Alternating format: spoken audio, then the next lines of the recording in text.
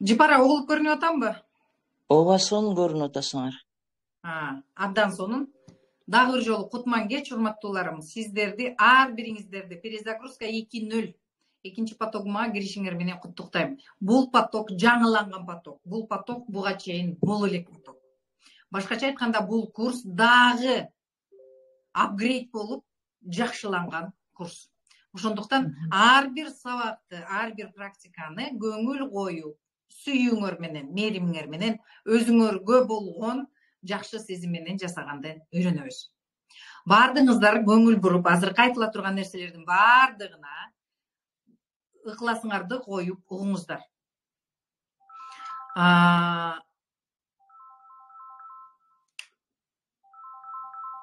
Так, азыр муну өчүрүп салайын.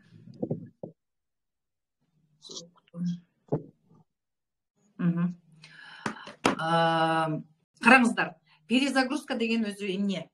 Перезагрузка бул биздин жашообуз жөнүндөгү окуу. Көпчүлүк ойлоп атат, мисалы үчүн азыр акчабыз жок, азыр кирбейбиз дегендердин баардыгы жаңылып атышат. Себеби сиз перезагрузкага киргениңизде ниетиңизди биринчи жакшыга коюп, жакшы ниет менен кириңиз. Бул өтө важно. Эмнеге? Мен айтып атам, биз менен катар 18.000 аалам деген бар. Параллельные миры, кто не понимает, тонкие миры. Да, мы хотим в это верить или не хотим, все равно оно остается неизменной. Мир остается таким, какой он есть. Таким, каким мы принимаем. Ошон үчүн сиздер азыр өзүңүздөргө бир кадам таштаганда, силерди көздөй Алла Таалам 1000 кадам таштап турган кез. Ошондуктан баардыгыңыздарды силер өзүңөргө кадам ташташыңар менен куттуктайм ар бириңерди. Силер азаматсыздар. Эми өзүңөрдү таанып, өзүңөрдү билип баштагандагы жашоонун кызык экенин мына эми таанып, билип, түшүнүп баштайсыздар. Себеп дегенде биз жанакы жаңы туулган мышыктардай болуп, көзүбүз ачылбай, көп убакытыбызды өткөзүп жиберет экенбиз.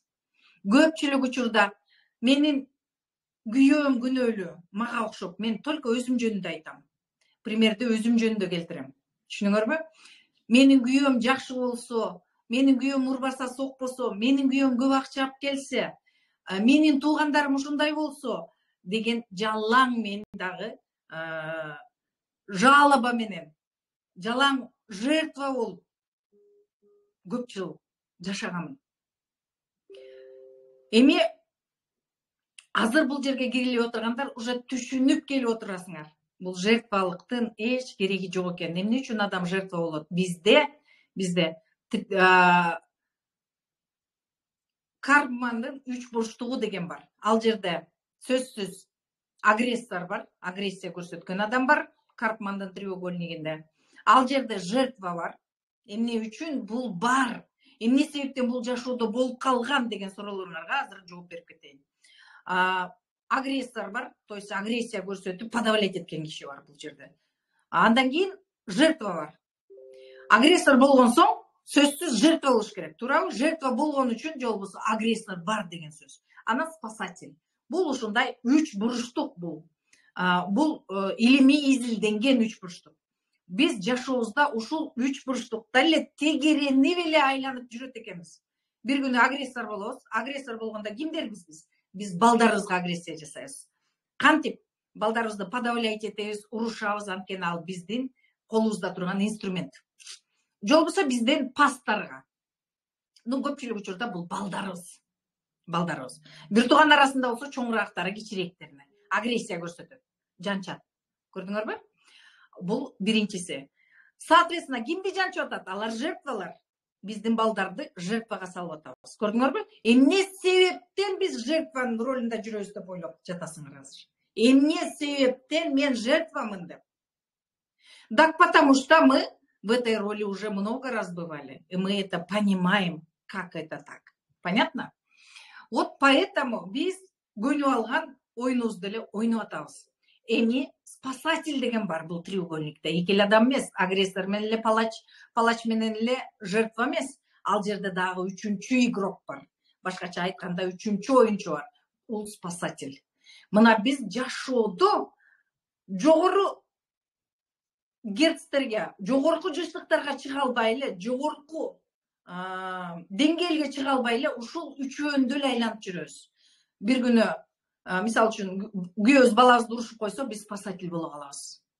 Же болбосо биз эгерде балдарыбызды кайра өзүбүз сабап аткан болсок, биз анда палач же болбосо агрессор болуп выступать этебиз. Бизди күйөөбүз сабап койсо, биз кайра жертва болуп калабыз. Көрдүңөрбү? Биз постоянно оюндун ичинде жүрөбүз. Бирок бул оюнду жакшы маанайда кыялыбыздагыдай түзүп алсак дагы болот. Эмне үчүн түзө албай атабыз деп ойлоп турасыңар? Себеби эмнеде деп ойлоп турасыңар азыр? Так себеби так эле биздин матрицабызда, биздин кинобузда, биздин сериалыбызда, башкача айтканда, бул матрицанын жогунда болуп атат. Башкача айтканда, биздин түшүнүгүбүздө, көргөн нерселерибизде только эле ушул 3 роль бар экен. Кандай? Агрессор, жертва, спасатель. Булар кимдер жашоодо? Мен азыр сиздерге айтып берем. Агрессор бул биздин атабыз көпчүлүк учурда. 80-90% атабыз агрессия көрсөткөн. Кимге? Жертва ким? Апабыз. Апабыз. Мисалы үчүн, сөзсүз эле бирөө айтат, менин атам урчу эмес, менин атам жакшы жашачу. Атаңардын апаңарга айткан сөзү дагы агрессия болот. Туура эмес, капачылык менен, же болбосо катуу күч менен айткан. Түшүнүп атасыңарбы? Сөзсүз эле уруп токмоктоо эмес, бирок уруп токмоктоп да анын ичинде. Понимаете? Уруп токмоктоп да анын ичинде. Но кез айтат, меники элдикинде урган эмес, токмоктогон эмес, но при этом родителей ноль не чувствует. Что это такое? Сейчас мы туда придем. Соответственно, агрессор бул атабыз, апабыз жертва. Көрдүңөрбү? Эки оюнчу пайда болду. Үчүнчүсү биздики ким? Конечно, спасатель. И как вы думаете, кто спасает? Кто кого здесь спасает?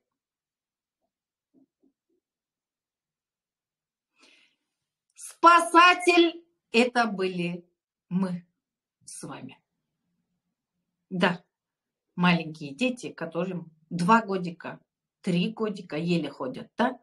И мы выступали спасателем. Эйко тил табыша албай атат, биз спасательбиз. Мына могул үчөөндө, вот этот треугольникте, до сих пор мы застряли, уважаемые. Из-за этого треугольника мы не можем взять свои деньги, увидеть себя, посмотреть мир и просто жить.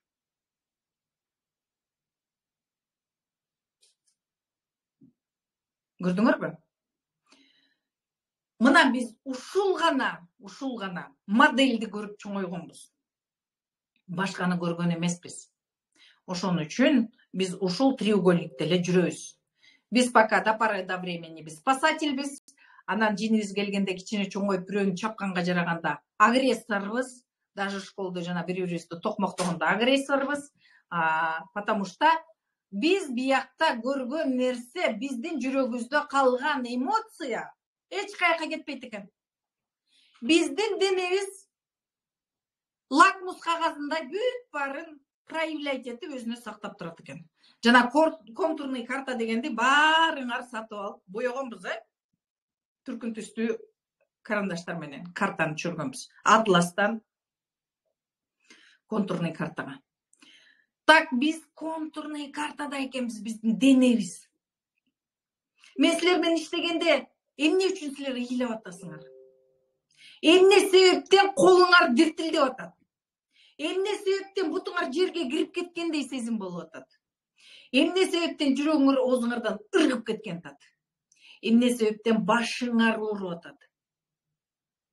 Эмне себептен көзүңөр тартып атат?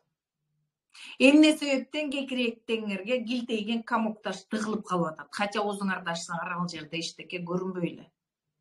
Эмне себептен? Эмне себептен? Так ошол ар бир силерге берип аткан сигнал деңиңер. Менде сен үчүн маанилүү маалымат жатат көңіл бурчу деп көңіліңөрдү бурдуртуп атат. Бирок биз жаратылыштан алыстап кеткенбиз, жалаң мээбиз менен иштеп калганбыз. Эмне себептен? Себеби азыр силер ушул жерде отургандар дем алганыңарды байкагылачы. Кандай дем алып атасыңар? Дем алган, дем албаганыңар билинбейт, чынбы? Чтобы понять, что вы дышите или нет, надо вот так поднести стекло, посмотреть, дышишь или нет. И посмотреть в стеклышко. Вы же не дышите. Вы дышите ровно вот столечко. Өпкөнүн учуна гана жеткендей. Ошон үчүн коронавируста көп киши өлүп калды, өпкөсү жабышып. Толук дем албаган үчүн. Так, биздин кислород только ушул райондо кыймылдап аткан болсо, только мээни вентиляция кылып атат. Түшүнүңөрбү? Только мээ. Соответственно, мээ бизде өтө активный. Биздин бардык нерсенин чечимин билет. Практически бардык нерсени. Бардыгын бизге оңтойлуу кылып чечип берип коет. Бардык нерсени бизге ооба ошол күнөөлүү деп ага каратып өзүбүздү актап коет. Ошон үчүн мээ өтө умный. Мээ биздин өтө умный орган, өзүнүн функциясын 150%ке так аткарат. Эмне себептен сиздин бала чакта сезимдериңиз жабылып, жүрөгүңүз кулптанып калган? Эмне үчүн сиз жүрөгүңүздү бардык эң жакын адамдарыңыздан, ата менен энеден жаптыңыз эле? Билесизби? Так, таана ошол ата менен энеңиздин ортосунда болгон мамиленин, бул ата, бул апа болсо, ортосунда силерге эмес, бири-бирине дагы жол айтып атам. Силерге мага момпози берчү, мага жакшы. Жок, андай эмес. Атанын апага болгон мамилеси баланын жүрөгүндөгүдөй болбогон соң, бала экөөнө тең жүрөгүн жабат экен. Кантип бала жаралып атат. Балада бүт информация бар.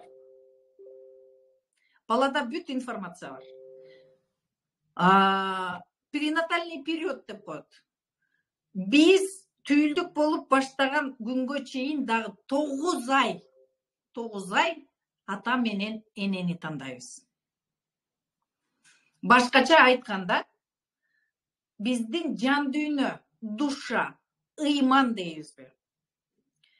Бул биздин болочоктогу ата энебизди издейт экен. Ошол ата энебиздин бүт жашоосун жактырып, өзүнө алып, карап, ушул мага тажрыйба керек, ушул тажрыйба. Именно ушундай мага ата эне, ушундай бир туугандар керек деп келет экен. Перинатальный период деп коет. 9 ай до зачатия.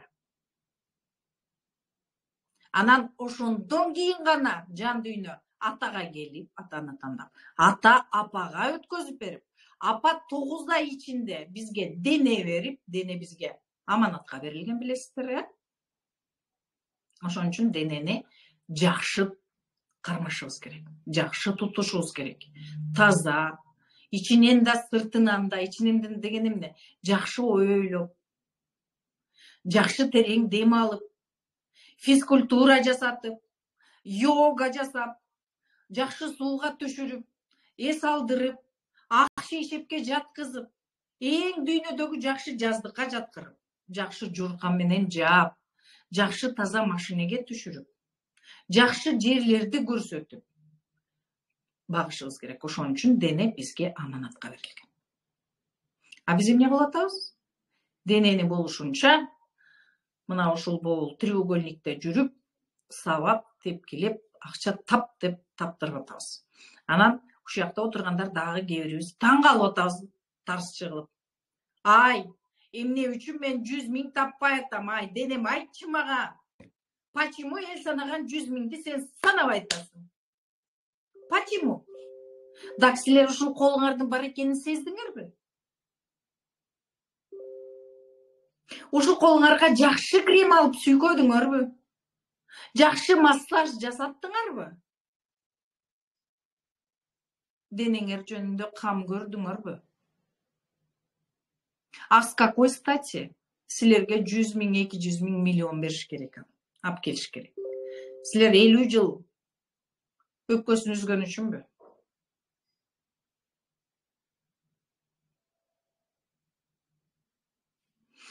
Эми бала дененин ичине кирген соң 9 ай, 7 ай, 9 ай туурабы? Эне менен чогуу биз денебизди алабыз. Бул учурда дагы көп биз жолдорду басып өтөбүз. Биз иште курсакта жүрсөк эле биз эмне деп ойлойбуз? Мен мисалы үчүн ошентип ойлочумун. Курсакта турса эле бала эчтеке укпайт, билбейт, биякта ыйлайбыз, капа болобуз, ар кайсын ойлойбуз дегендей. Так бала курсакка биринчи түшкөн секундунан баштап бүт баарын жазып отурат экен. Флешкага. Бүт баарын. Бүт 24/7. Ошон үчүн бала эненин кандай состоянияда экенин сөз айттырбай түшүнөт экенбиз. Бир эле көз карашынан, бир эле баскан турганынан, бир эле үнүнөн. Себеби биз ичинде жатканда эненин күлгөнүн, кубанганын, капа болгонун, жини келгенин, жаман нерселерди ойлогонун, күнөөлүү болгонун, таарынганын, бүт эмоциясын ошол жактан таанып баштайт экенбиз. Болбосо биз кантип билип атабыз деп атасыңар? Ыйлаш керек экен, жиндениш керек экен. Ал кандай сезим экенин биз иште жатып үйрөнүп, анан уже 9 айдан кийин, 7 айдан кийин төрөлөт экенбиз. Андан кийин эне бизди эмизип багат экен. Эненин ар бир ою, ошон үчүн илгеркилер айткан, боюнда барда жакшы нерсени отту кара, сууну кара, айды кара деп, жакшы жаратылышты кара деп акылман биздин апаларыбыз айтып келген экен. Бирок биз жаратылыштан, биз тарыхтан алыстап кеттик азыр.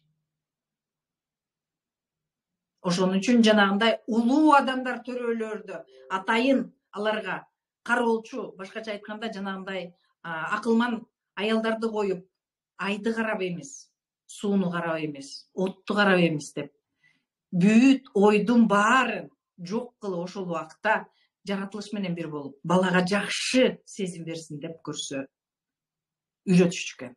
Бирок бизге мааниси толук берилбей калган соң, биз кандай түшүнсөк, дал ошондой гана түшүнүп келе жатыптырбыз.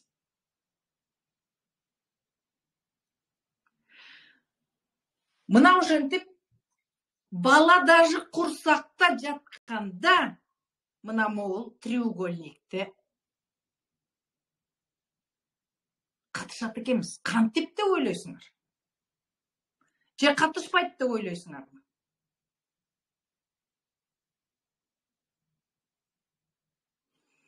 Качан ата апанын жүрөгүн оорутканда же кандайдыр бир жагымсыз апа үчүн окуя болгондо, апа бүт сезими менен муну жүрөгүнүн кысылганын сезген бала курсакта жатып апага болгон баланын сүйүүсү өтө чоң болот экен. Муну өлчөп мүмкүн эмес. Ошондо бала түйүлдүк кичинекей. Апа, мен сен үчүн өлгөнгө да даярмын. Мен сенин бүт жүрөк ооруңду өзүмө аламын. Деп туруп, бүт эненин чыңалуусун, башкача айтканда, напряжениесин өзүнө алат экен.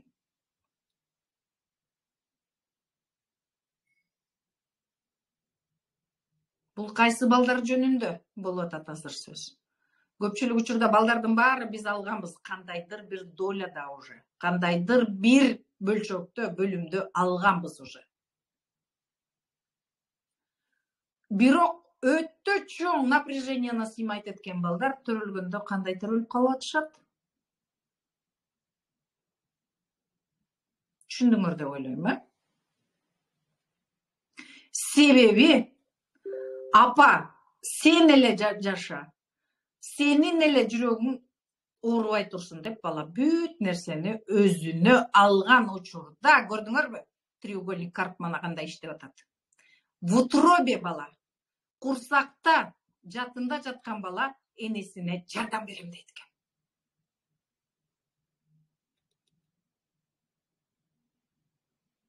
А биз ойлойбуз, бала курсакта болсо, биз эчтекени ал сезбейт, билбейт деп. Көрсө бүт бардыгын бала ошол жерден уже ата менен эненин жакшы, только силер жакшы жашагыла деп болгон напряженияны алат экен. Балдардын оорулуу төрөлүп калганынын бирден бир көп себебинин бири ата менен энени ажыратпаштын аракетинде кылат экен. Себеби атасы менен апасы урушуп атат, энеси боюнда бар. Оюнда эне эмне ойлоп атат? Бүт ойду бала билип жатат. Күйөөм кетип калса эмне болот? Мен жалгыз калсам бала менен эмне болом? Анда кандай заман болот? Бала бүт окуп, считывает. Окуп, түшүнүп, анан мен экөөңдү бириктирем. Деп ошон үчүн оорулуу төрөлгөндүн көпчүлүк учурдагы бирден бир себеби экөөнү ажыратпаштын аракети.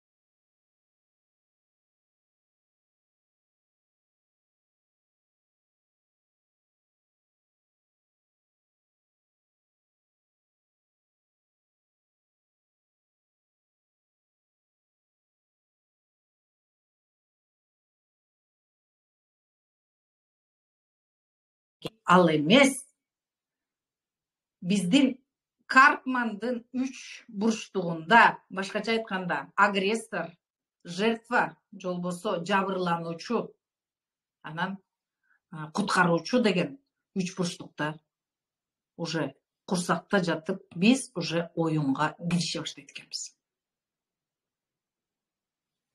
Бул оюндун правиласын биз кичинекейибизден түшүнүп алган соң, андан ары гана ошол гана оюнду ролдорун алмаштырып гана жашап кете берет экенбиз.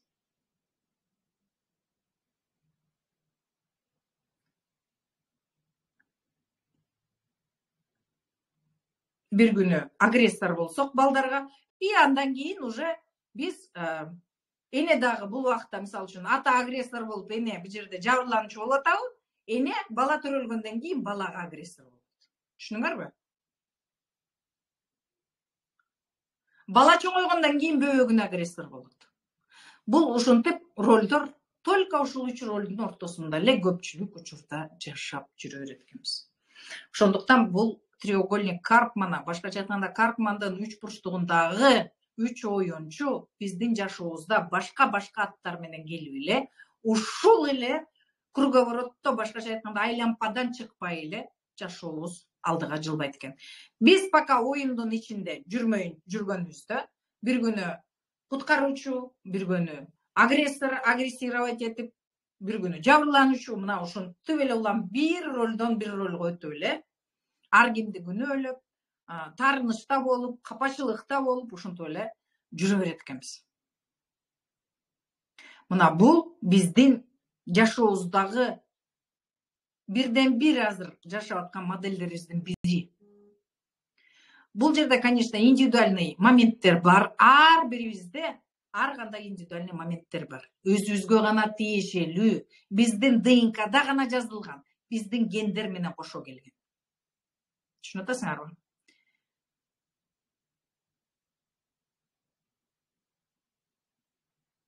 бирок оюндун тартиби бир гана ушул треугольниктин ичинде жүрүп отуруп атат. Ошон үчүн биз кайсы убакта жашайбыз, биз бир күнү агрессор болуп бирөөнү уртокмок көрсөтөбүз, көпчүлүк учурда балдарга, көпчүлүк учурда энелер балдарга кылат. Анткени балдарды төрөсөк эле биз ойлойбуз, бала биздин менчик деп. Бала бизди эне ата кылып тандап келген периште. Так ушундай түшүнүшүбүз керек. Ошон үчүн балага айтсак, жакшы ниет пейлибиз менен жакшы сөзүбүздү гана айтышыбыз керек. Анан баланы үйрөтөм деген бул биз өзүбүз эчтекени үйрөнбөй туруп, анан баланы үйрөтөм деген кичине бир осолдугураак болуп калып атат. Себеп дегенде ар бир доордун өзүнүн балдары төрөлөт. Силер аны муну деле көп интернеттен окуп атасыңар, Дети индиго, андай мындай дегендин баары азыркы мурунку баладан кийинки бала акылдуу төрөлөт. Эмне себептен? Себеби биздин жолду уже басып өтүп, анын ДНКсында, гендеринде уже маалымат жатат экен. Ошон үчүн биз качан түшүндүрүп баштаганда ал таң калат экен. Бул кайсы доордун маалыматы? Бул мага азыр туура келбейт деп. Ошон үчүн ата баланын ортосундагы келишпестиктер дагы замандын өзгөргөнүнө жараша болот экен.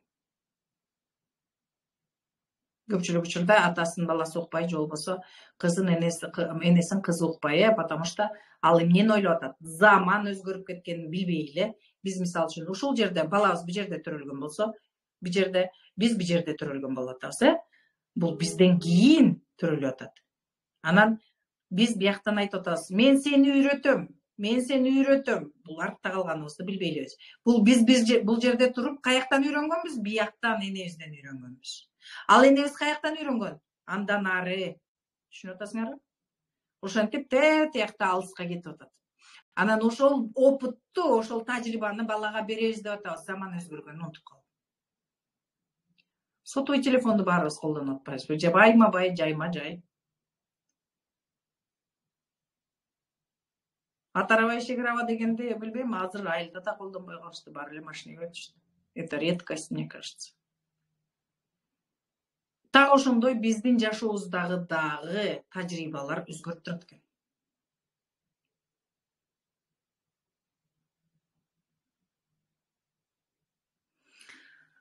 Мына ушундай. Эми биз бул биздин жашообуздагы көп нерселер. Биз эми бул окуудан эмнелерге көңүл бурабыз. Азыр бул жумада силер өзүңөр менен таанышып, ниет деген эмне, кандай энергия, эмне кылыш керек, эмнеге көңүл буруш керек. Обязательно бир дептер аласыңар, ручка аласыңар. Ар бир тапшырманы убагында аткаруу зарыл. Эмне себептен? Себеби биз бияка өзүбүздү тааныганы келдик. Себеби биз өзүбүздү таанып, биздин акчаларыбыз бизге келишине келдик. Биз өзүбүздү тааныбай, өзүбүздүн ордубузду көрбөй, өзүбүздү бул жашоодон көрбөй, 6-7 миллион кыргызстандыктын 7 миллион биринчи ордуна койсок, эң акыркы орунга койсок, то бизге дагы ошол 7 миллиондон өтүп калган нерсе гана келет экен. Элестетиңиз, сиз жок болсоңуз, сиздин балдарыңыз болот беле? Элестетиңиз, сиз жок болсоңуз, сиздин өмүрлүк жолдошуңуз болот беле? Элестетиңиз, сиз жок болсоңуз, азыр ата-энеңиз болот беле? Сиз жок болсоңуз, кайын журтуңуз, коллегаларыңыз Кыргызстан болот беле? Бардык нерсе сизге байланып турат. Бардык нерсе сиз деген адамдан башталып атат. Ошонун айланасында анан энергия айланып баштап атат. Ошондуктан эң биринчи жашоодо мен киммин өзүңүздү биринчи орунга койгонду үйрөнүңүз. Мына биз курстун биринчи күнүнөн баштап буга басым жасайбыз. Сиз бар үчүн балаңыз бар. Ушул жерде көп апалар, мен баламды бактылуу кылайын деп келдим дейбиз. Мен дагы ошентип баргам, чынын айтайын. Мен окууларга барганда 100 000 сомдук 2 күндүк окууга барганда айттым, мен баламды бактылуу жашасын дейм, мени жашоомду жашап бүттүм. эме калганы кандай болсо мейли, мага уже ал неважно, балам жакшы жашасын десем деп айткан. Жаңыласың. Өтө катуу жаңыласың. Балаңдын жан дүйнөсү, ыйманы, душасы өзүнчө тапшырма менен келген. Сен энеси болсоң дагы аны чече албайсың. Ал өзү чечиш керек. Эгер сен аны үчүн чечем десең, өлтүрүп аласың. Болду, башка жолу жок деди. Мен үчүн бул туңгуюк болчу. Сен өзүңдүн тагдырың менен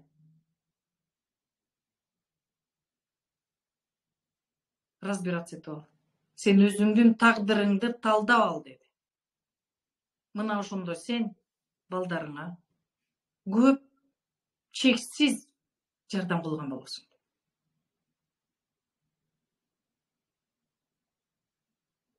Даже ошол сезимдерди азыр сезип атам.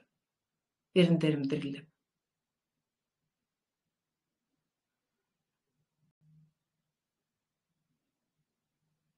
Эненин эң эле чоң каалоосу бул балага жардам берүү. Бирок ошол учурда баланын сүйүүсү эне үчүн андан дагы чоң экен. Ошон үчүн көрдүңөрбү, курсакта жатып, апанын жүрөк оорусун бүт алып атат. Мен сен үчүн аткарып берейин, баспай калсам дагы. Мен сен үчүн өлүп берейин. Только сен тирүү бол. Бул дүйнө сүйүүдөн жаралган дүйнө. Эненин балага, баланын энеге, адамдардын бири-бирине болгон. Эң биринчи өзүңөрдүн өзүңөргө болгон сүйүү. Азыркы биздин жашообуздагы эң чоң көйгөйлөр өзүбүздүн өзүбүзгө сүйүүнүн жоктугунан келип чыгып атканын сезип атасыздарбы?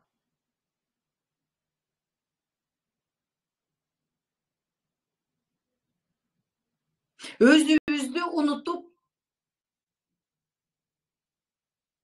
эң акырына койгонубуздан келип чыгып атканын байкадыңызбы? Эмне себептен жолдошуңуз уруп атат? Эмне себептен жаман сөз айтып атат? Анын кандай укугу бар деп ойлойсуз, антип айтканга? Эмне себептен кайын журттан кандайдыр бир жагымсыз сөз угуп атасыз? Эмне себептен балдардан, же болбосо келинден жагымсыз сөз угуп атам деп ойлоп атасыз? Эмне себептен акчам жок деп отурасыз? Эмне себептен ден соолугум начар деп отурасыз? Эмне себептен мамилем жок деп отурасыз? Эмне себептен эмдигиче жашоодогу ордумду тапкан жокмун деп капа болуп отурасыз? Суроо бердиңиз беле ушундай өзүңүзгө? Дак сиз өзүңүздү эң акыркы очередке койгон үчүн ушундай мамилени алып атканыңызды түшүнүп турасызбы?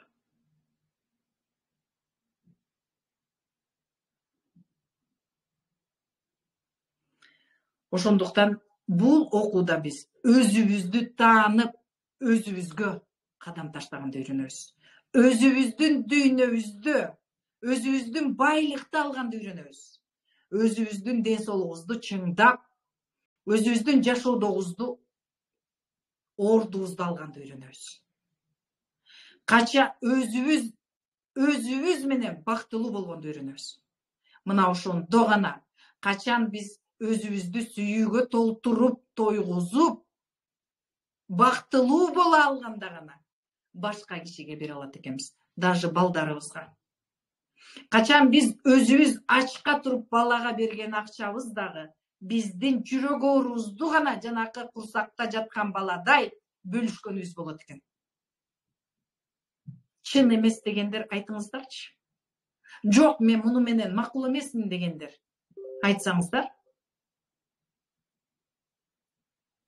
Кичинекей балага бүлдүркөн жаңы бышып атканда бир табак бүлдүркөн алып келсеңер, сатып келген силерге сурасаңар бербейт. Эмнеге экенин билесиңерби? Ошол бала бизден акылдуураак, төрөгөн энесинен акылдуураак. Ал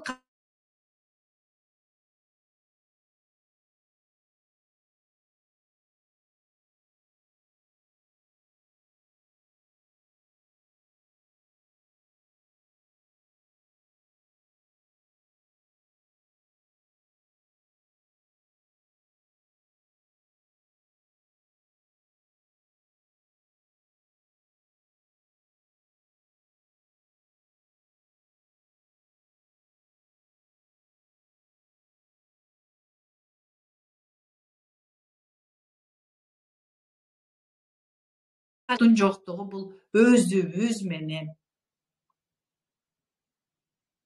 мамиленин жоктугу.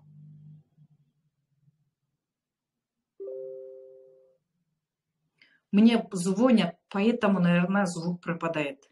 Гүлназ, звук есть?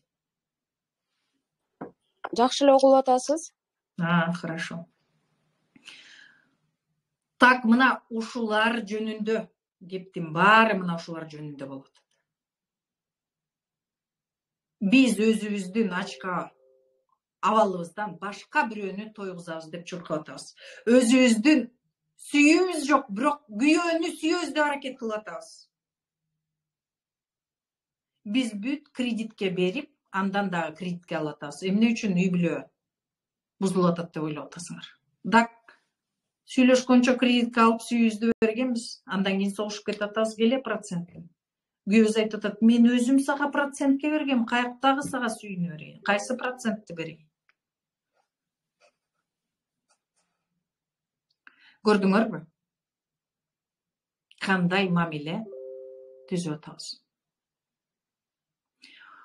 Бул курста биз өзүбүздүн чындыгыбызга барганды үйрөнөбүз. Сезимдерибизди ачабыз. Бул өтө маанилүү окуялар. Биз качан сезимибизден кеткенде, бул так ошондо көп нерседен айрылып калганбыз. Ооба. Бул жашоо ким кандай ишенсе, так ошондой болот. Бул жашоо кандай кинону түзсөңөр, так ошондой кинону реальностьта көрөсүңөр. Бул жашоо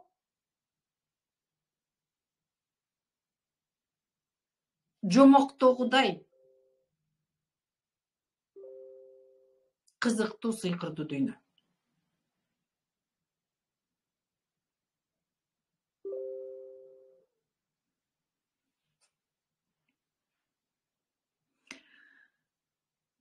Канчалык өзүңөрдүн ичиңерге кирип, өзүңөрдү канчалык өзүңөргө жолуңарды ачсаңар, канчалык өзүңөргө жүрөктү ачканды үйрөнсөңөр, так ошончолук көп результат аласыңар. Жыйынтык. Мен биринчи күн окутуп аткан жокмун. Силер мени ушу жерге келгендер таанып, билип, калчап көрүп, таразалап көрүп келип атасыңар. Бул дагы өтө туура. Себеп дегенде мен тынбай окуп турам. Ошол окууларымдын жемиши менен силер менен бөлүшүп турам. Себеп дегенде мен өзүм шашма кишимин, 9 айлык элемин, бирок шашмамын. Анткени мамам шашма. Бардык нерсенин өлүмдөн башкасынын ылдам болгонун жакшы көрөм. Ошон үчүн бардык методиканын тез бат иштеп жыйынтык бергенин силерге беремин. Ошондуктан ар бир сабакты көңүлдөнүп окуганга өтөбүз. Ар бир күнү кайталайбыз. Көчүп өткөн сабакты бүгүн дагы, эртең дагы, акыркы күнгө чейин кайталасаңыздар, өтө сонун результаттарды аласыңар. Себеп дегенде, биринчи учурда элестетиңиз, сиз тиги түйүлдүк кездеги кулптаган нерсенин ачкычтары көп, ал жерде көп кулпуларды көрөсүңөр. Көп көшөгөлөр менен бири-бириңерден мынтип ортоңорго тозгон тосмолорду көрөсүңөр. Ошон үчүн ошонун баардыгы менен перезагрузка 2.0 курсубузда аябай терең сүңгүп кирип, ошону менен окуп, жаңы деңгээлге чыгабыз. Ошондуктан бүгүнкү күндөн баштап ниетиңерди жакшыга коюп, эң биринчи ниетиңерди жакшыга коюп, баардыгы жакшы болот. Өзүңөрдү жок дегенде көңүл буруп күзгүдөн карап, мен сага ыраазымын чолпон. Бүгүнкү күн болсо дагы өзүңө көңүл буруп, көзүңө карап, өзүңдү көздөй кадам таштаганыңа ыраазымын деп, эң биринчи өзүңөргө ыраазычылык билдиргиле. Бул сиздер чечим кабыл алдыңар. Сиздер, силердин жан дүйнөңөр, ыйманыңар, душаңар башкача айтканда. Жок, мен жакшы жашоого ылайыкмын. Мен мындан да жакшы деңгээлде жашаганга ылайыкмын деп сизди ушул окууга алып келип отурат. Ошондуктан эң биринчи ыраазычылыкты өзүңөргө билдиргиле.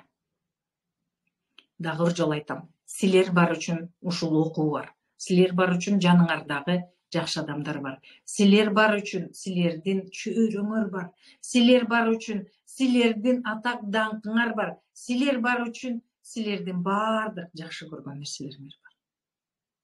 А эмне себептен сиз өзүңүздү анда акыркы орунга коюп, эмдигиче зордоп, кордоп келатасыз?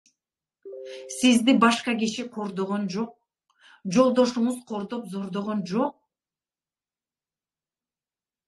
Анда ким деп сурап турасызбы?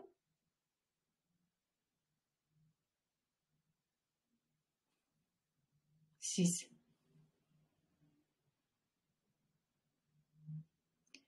Сиздин сыртыңыздагы адамдар, өмүрлүк жолдошуңуз, балдарыңыз, келиниңиз, уулуңуз, кыздарыңыз, кайын журтуңуз, коллегаларыңыз, деги эле койчу баардык чөйрөңүз, сиздин ичиңизде болгон эле маалыматты сиздин сыртыңызда көрсөтүп турат. Бул инсайт иши. Эгерде сиздин сыртыңызда жаман нерселер каптап турган болсо, төркүнү каякта экенин байкадыңыз, а? Эгерде сиздин жаның дүйнөңүз жабыркап, ден соолугуңуз чарчап, алыңыз жок болуп турса, анын төркүнү дагы сизде. Сиздин айланаңызда жагымсыз окуя болуп аткан болсо, балаңыз менен, кызыңыз менен, келиниңиз менен, жакындарыңыз менен, ал аларда эмес. Эмне себептен жүрөгүңүз ооруп атат? Сиздики окуя аларда болуп атса. Суроо бердиңиз беле? Эмне себептен сиз тогуз толгонуп, түнү уктай албай, алар жөнүндө ойлонуп атасыз? Эсиңерде барбы? Карпмандын 3 бурчтугу.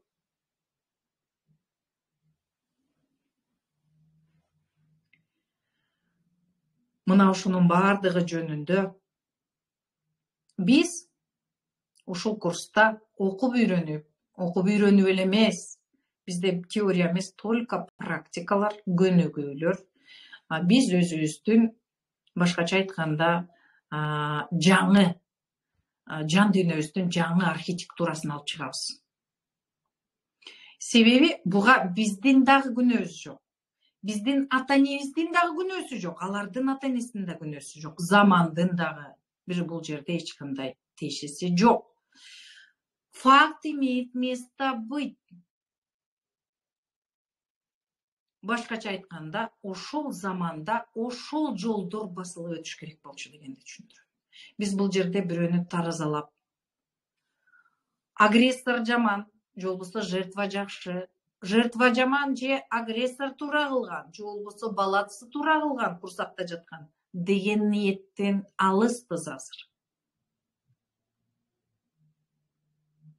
Биз аларды таразалаш үчүн чогулган жокпуз бул жерге. Жок.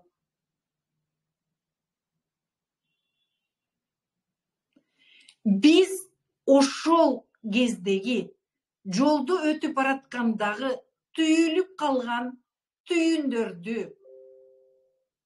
өзүбүзгө жагымдуу кылып чечип алганы ушул жердебиз. Өзүң жөнүндө окуу бул өтө кызык окуу. Мунун түбү жок окуу. Ошон үчүн балким бешиктен кабырга чейин билим ал деп бекер айтылбаса керек. Кандай деп ойлойсуз? Адамдын мүмкүнчүлүгү, адам үчүн мүмкүнчүлүктөр чексиз. Ушул жерде капа болуп отургандар балким ойлоп аткансыңар. Ооба, башкалардыкы жакшы, бул меники эле жаман деп. Илгерки мага окшоп. Баарыныкы жакшы, бизнестин баарын алып коюшту, акчанын баарын алып коюшту. Мага эчтеке калбай калды деп ойлогондор барбы ушул жерде? Мага окшоп.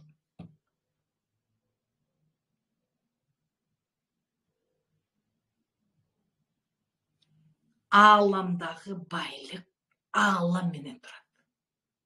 Же 1,5 чөнтөгүнө 1 сом ала кеткенин уктуңузбу? Так, значит, кеп кимде деп ойлоп атасыз? Ошол ааламдын чексиз берекесин алып пайдалана албай турган адамда эмеспи?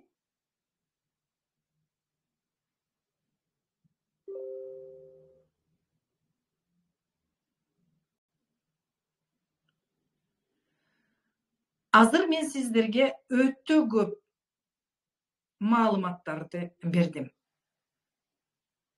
Бул маалыматтар сиздин азыр биздин перезагрузка 2.0 жаңыланган курсубуздун башталышындагы биздин сиздеги болгон программаларды распаковка кылып баштаганыбыз.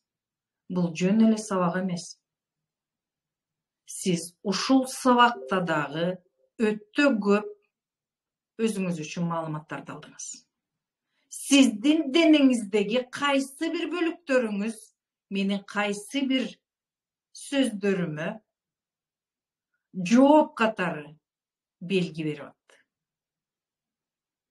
Биз биринчи күндөн баштап сезимдерибизге көңүл салып, бизге келген белгилерге көңүл бура баштайбыз.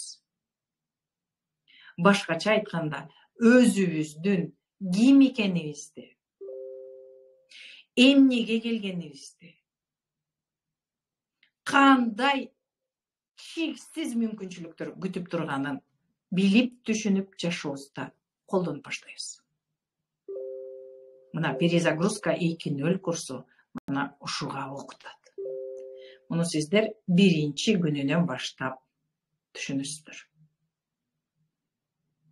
Бул жөн курс эмес. Бул жашоонун алипеси.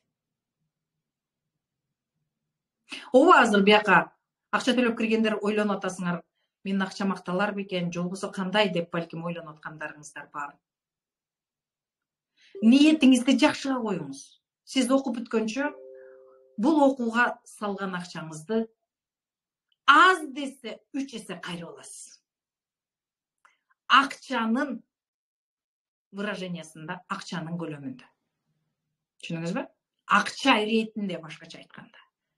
Андан тышкары сиз жашооңуздагы болуп көрбөгөндөй өзгөрүнө аласыз.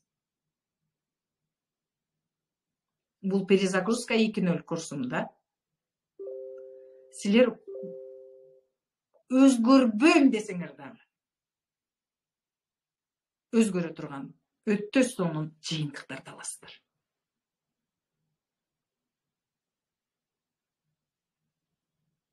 Ошондуктан мени кубандырган бул мына ушул жерде отурган ар бир адам силер жалгыз өзгөрбөйсүңөр.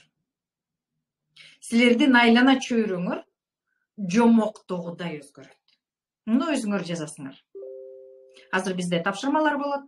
Аларды аткарып баштаганда силер өзүңөр түшүнүп баштайсыңар.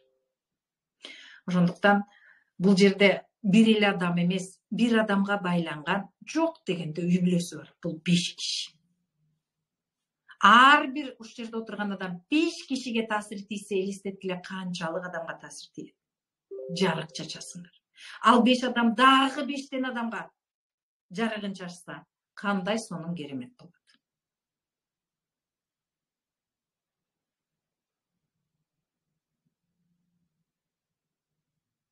Көрдүңүздөрбү?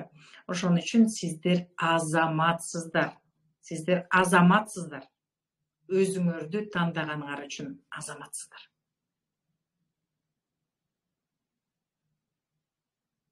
Просто азаматсыздар. Силер өзүңөр үчүн эле чечим эмес, айлана чөйрөңөр үчүн дагы чечим кабыл кылдыңар. Ошондуктан сиздин чөйрөңөр дагы жомоктогудай өзгөрөт. Муну өзүңөр көрөсүңөр. Биз азыр окуп баштаганда уже биринчи күндөн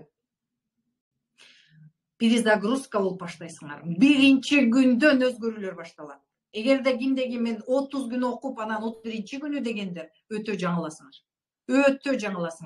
Биринчи күндөн өзгөрүү башталат. Биринчи күндөн жыйынтык ала баштайсыңар. Мына ошого даяр болуңуздар. Жашооңор болуп көрбөгөндөй башкача жакшы деңгээлге чыгат. Ошого даяр болуңуздар.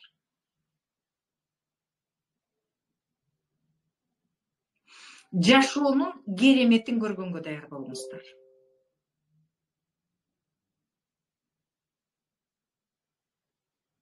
Карпмандын 3 бурчтугунда жүрүп чарчаган жоксуздарбы? Мына ушундан чыгып, анык жашоо, чыныгы жашоо эмне экенин биринчи күндөн сезип баштайсыз.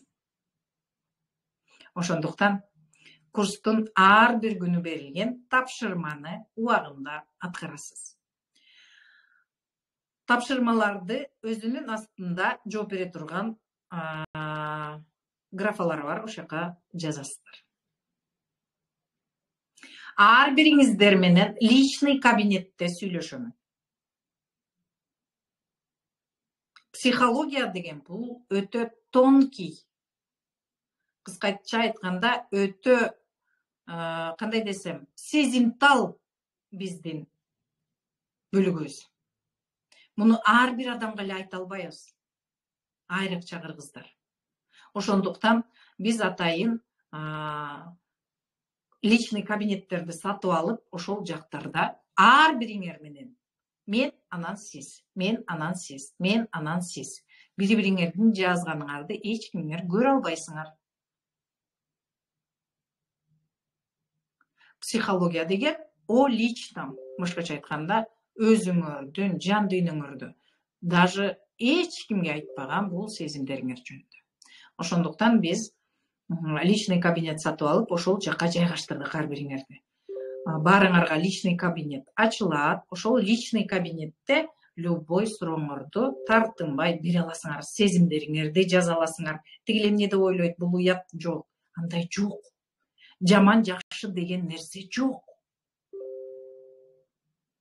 Туура эмес деген дагы жок. Түшүнүп атасыңарбы? Жок. Муну кандайдыр бир учурда кандайдыр бир адамдар ойлоп тапкан. Кандайдыр бир максаттар менен. Бул жашоодо жагымдуу, анан жагымсыз деген түшүнүк бар. Түшүнүңөрбү? Жакшы, жаман деген жок.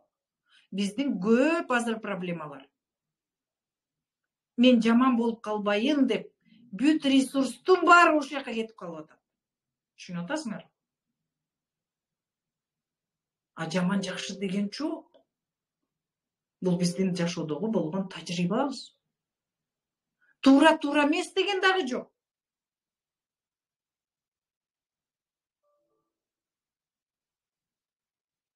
Жагымдуу, жагымсыз деген бар. Мисалга алсак, кризис. Кризисти баары айтат. Жагымсыз.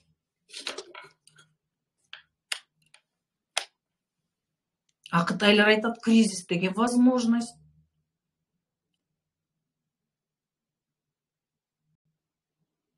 Башкача айтсак, мисалы үчүн.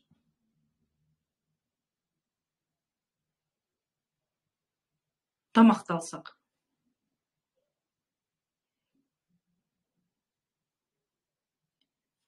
Ачуу тамак бирөөнө жагат, жагымдуу. Бирөөнө жакпайт, острый. Тамак жаманбы? Же адам жаманбы ачууну жеген? Же ачууну жебеген адам жаманбы? Же кимиси жакшы анда?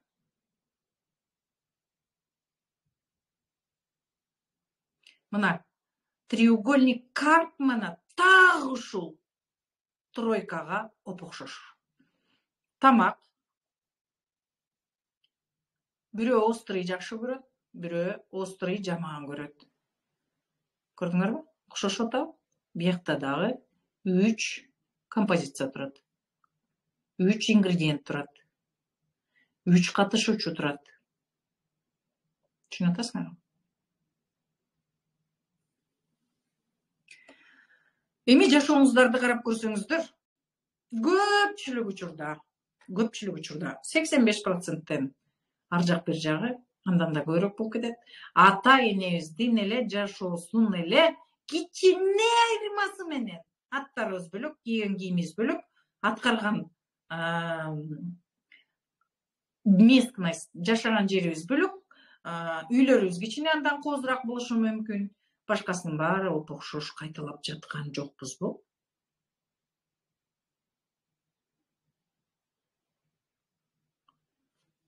Так, бизге чейинки ата энебиз чече албаган суроону эле биз аркабызга артынып алып, ошону сүйрөп бараткан жокпузбу?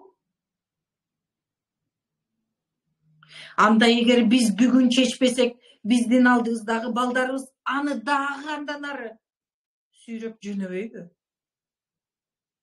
Мына ушул суроолордун баардыгына биз перезагрузка 2.0 жаңыланган курсубузда алабыз. Мен баарыңарды жакшы көрөм.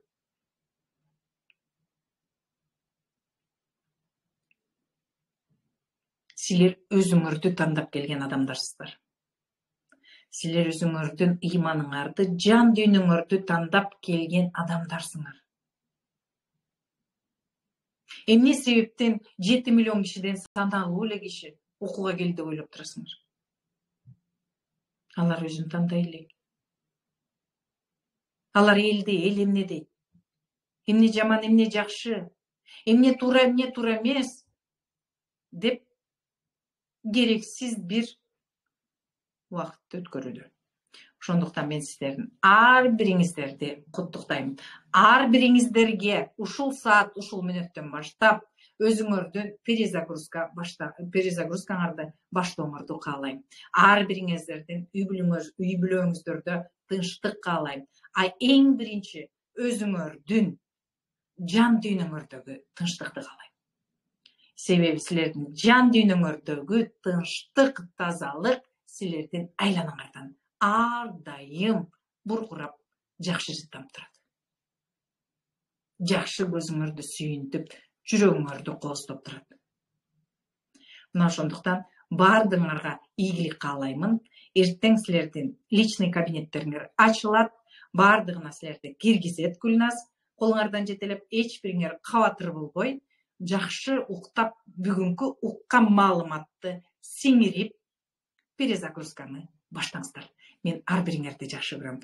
Ар бириңерге ийгилик, байлык, чын денсаулык, жакшы мамиле, жашоодогу, кыялыңыздагы орунду, жомоктогу жашоону каалаймын. Бул мүмкүн. Эмки сабакка чейин баарыңарды жакшы көрөм.